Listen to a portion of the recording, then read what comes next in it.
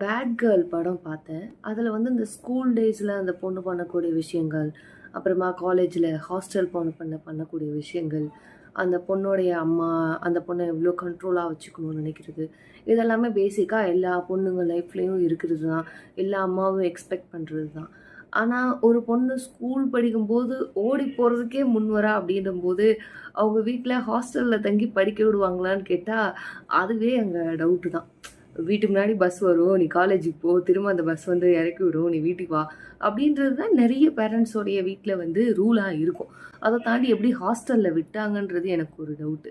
அங்கேயுமே அந்த பொண்ணு திரும்ப திரும்ப தப்பு பண்ற மாரி காட்டுனத என்னால அக்செப்ட் பண்ணிக்க முடியல. ஓகே வயசு அப்படின்னு வச்சுக்கலாம். எல்லா பொண்ணுங்களும் பண்ணக்கூடிய அந்த ஒரு விஷயம். அவன் என்ட்ட பேசல அதனால நான் சாப்பிட மாட்டேன்.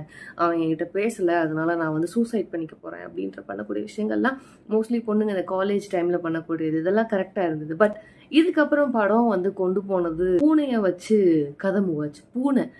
இந்த பொண்ணுக்கு வந்து பூனை பிடிக்கும். நான் தான் ஒரு பூனையோட அம்மா. அ அந்த பூனை என்னோட பேபி. ஓகே. பூனை ரொம்ப பிடிக்கிறவங்களுக்கு அது ஓகே. பட் எனக்கெல்லாம் பூனை வளர்த்த அனுபவம் கிடையாது. பூனை பிடிக்குமான்னு கேட்டா தெரியாது. நான் வளர்த்ததே கிடையாது. எனக்கு பெருசா அது மேல இன்ட்ரெஸ்ட் இல்ல. அப்படின்னும்போது அந்த கதை அதுக்கடுத்து பூனைய மெயினா வச்சு கொண்டு போனது, அவங்க சொல்ல வந்த விஷயங்கள பூனை மூலமா சொல்ல வந்தது அப்படின்றது வந்து பூனையா இல்லாம வேற மாரி அந்த கேரக்டர் டெவலப்மெண்ட்ட கொண்டு போயிருந்தா நல்லா இருந்திருக்கும். மேபி.